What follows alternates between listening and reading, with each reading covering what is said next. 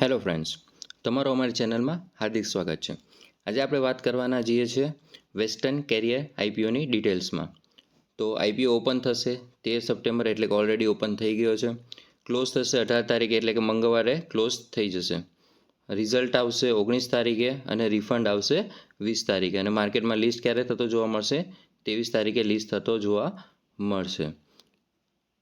એની સાથે આપણે જોઈએ કે રિટેલ કોટામાં કેટલો રાખવામાં આવ્યો છે. હાલની કન્ડિશનમાં 35% રાખવામાં આવ્યો છે.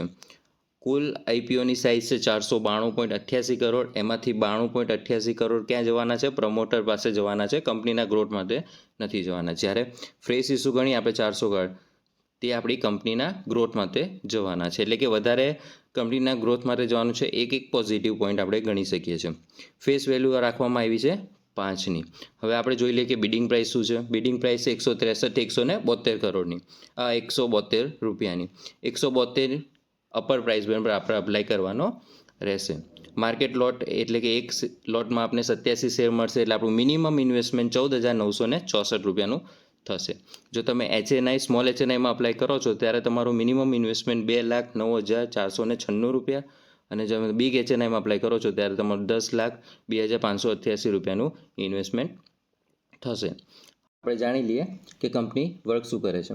તો કંપનીની સ્થાપના 2011માં થઈ હતી. ઓકે, તે લોજિસ્ટિક કંપની છે. એટલે કે તમારે કંઈ પ્રોડક્ટ હોય તો એક જગ્યાએથી બીજી જગ્યાએ પહોંચાડવાનું કામ કરે છે, એન્ડ ટુ એન્ડ. એટલે કે અહીંયાથી લઈને ત્યાં સુધી, બાય રોડ હોય કે પછી બાય રેલ હોય કે પછી બાય સી રિવર હોય કે બાય એર હોય. એટલે એક દેશમાંથી બીજા દેશમાં પણ તમારે જો તમારું કોઈ પ્રોડક્ટ એટલે કે તમારી કોઈ ફેક્ટરી ચાલતી હોય તો ફેક્ટરીનું પણ મતલબ સ્ટીલ પાઇપ થઈ ગયું, ગમે તે પ્રોડક્ટ હોય તેને એ લોકો એક જગ્યાએથી બીજી જગ્યાએ લઈ જવાનું એન્ડ ટુ એન્ડ કામ કંપની કરતી જોવા મળે છે. કંપનીના ક્લાયન્ટ જોઈ લઈએ કે કંપની કયા કયા સેક્ટરમાં છે. તો કંપનીના સેક્ટર જોઈએ તો એફએમસીજી એટલે કે આપણી ફૂડ પ્રોડક્ટ છે એ પહોંચાડતી જોવા મળે છે. ફાર્માસ્યુટિકલ છે એટલે કે આપણા દવા કે ડ્રગ્સને સમજીએ.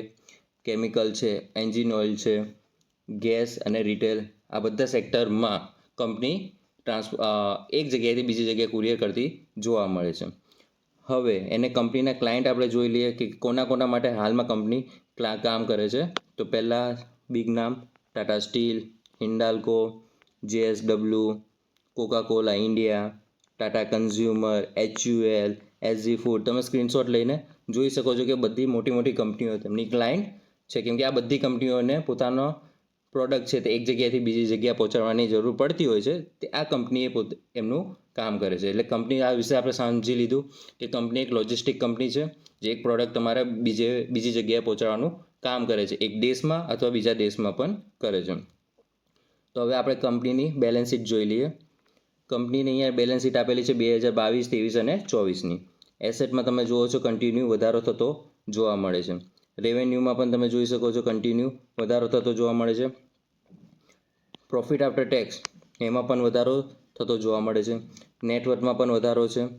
એમના પ્રાઇસ સરપ્લસ એટલે કે હાલમાં કેટલા પૈસા અવેલેબલ છે? તો 359 કરોડ બાય કંપની પાસે અવેલેબલ છે અને તેમના પર બોરોઈંગ એટલે ઉધારી કેટલી છે? 266 કરોડ. તો એ ચૂકવી શકે એમ અને ડેપ્ટ ફ્રી કંપની બની શકે એટલી કેપેબલ છે. હવે બીજા રેશિયો જોઈ લઈએ. આરઓસી અને આરઓઈ બંને 15% ઉપર હોવા જોઈએ. 22 અને 29 છે એટલે બંને સારા એવા ગણી શકીએ છીએ આપણે. ડેપ ટુ ઇક્વિટી 0.67 છે એટલે 0.1 આપણે 1થી ઓછી હોય તો આપણે એને ઓકે કહીએ છીએ. 0.5થી એને સારી કહીએ છીએ. એટલે ઓકે અને સારીની વચ્ચે જોવા મળે છે. રિટર્ન ઓન નેટવર્થ પણ 20ની જોવા મળે છે. એ પણ એક સારી જોવા મળે છે. હવે આપણે પીઈ જોઈ લઈએ કે કંપની હાલમાં કેટલા પીઈ પર આવે છે. તો 16.85ના પીઈ પર કંપની હાલમાં અવેલેબલ છે. તો ઓલરેડી જે લિસ્ટેડ પ્લેયર છે કંપનીમાં શેર માર્કેટમાં અવેલેબલ છે તો એ લોકોના બી પીઈ જોઈ લઈએ. એના હાથે કમ્પેર કરીએ કે વેલ્યુએશન કઈ રાખવામાં આવી છે.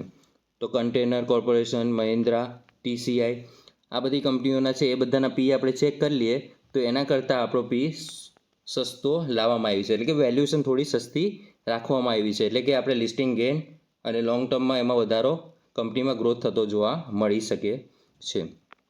સૌથી ઇમ્પોર્ટન્ટ કંપનીનો ગોલ શું છે? આપણે આઈપીઓ લાવવાનો. એમને શા માટે જરૂર પડી? તો એમને શું કરવાનું છે? રીપેમેન્ટ કરવાનું છે બોરોઈંગ. એટલે કે જે આપણે આગળ જોઈ કે ઉધારી છે 266 સમથિંગ કરોડની એ ચૂકવવામાં યુઝ કરશે. સાથે સાથે કંપની પરચેસ કરવાની છે કોમર્શિયલ વ્હીકલ, સાથે 40 ફીટના કન્ટેનર અને 20 ફીટના કન્ટેનર એટલે કે કન્ટેનરો પરચેસ કરશે. બંને શેના માટે યુઝ થવાના છે? કંપનીના ગ્રોથ માટે. રીચ સ્ટીકર્સ એટલે કે આને આપણે ફોકલિફ્ટ કરીએ કે લોડિંગ અનલોડિંગમાં વર્ક થાય છે, એને પણ પરચેસ કરવાની છે, એટલે કે કંપનીના ગ્રોથ માટે યુઝ કરવાના છે. અને છેલ્લે છે જનરલ પર્પઝ.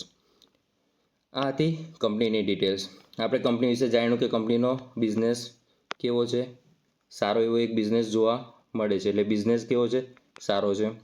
એની વેલ્યુએશન પણ સારી લાવવામાં આવી છે. કંપનીનો ગ્રોથ પણ જોવા મળે છે, બેલેન્સ શીટમાં જોવા મળે છે. નેગેટિવ પોઈન્ટમાં હાલમાં એટલું કંઈ ખાસ જોવા મળતું નથી. પ્લસ કંપનીના મોસ્ટ ઓફ કંપનીના 400 કરોડ જે છે તે કંપનીના ગ્રોથમાં યુઝ થવાના છે. એટલે કંપની વિશે હાલમાં કંઈ નેગેટિવ જોવા નથી મળ્યું. હવે આપણે બિઝનેસ કંઈ જોઈએ તો એનો બિઝનેસ બી સદાબહાર રહેવાનો જ છે, કોઈ દિવસ ઘટવાનો એવું પોસિબલ ઓછી માત્રામાં આપણે ગણી શકીએ, કેમ કે ટ્રાન્સપોર્ટેશન જરૂર પડવાની જ છે. હવે આનું જીએમપી જે લોકો મોસ્ટ ઓફ ફોલો કરતા હોય છે, તો જીએમપી હાલમાં 30થી 33% જેવી જોવા મળે છે. એટલે એક લોટ ઉપર હાલની કન્ડિશનમાં કેટલો પ્રોફિટ જોવા મળે છે? 5000 જેવું બેનિફિટ જોવા મળે છે. આઈ હોપ તમને આ મારો વિડીયો સારો લાગ્યો હશે, કંપનીની ડિટેલ્સ સમજ પડી હશે. તો આવા જ અમારા વિડીયો જીએમપીના અપડેટ જાણવા માટે અમારી ચેનલને લાઇક કરો, સબસ્ક્રાઈબ કરો અને કોમેન્ટ કરો.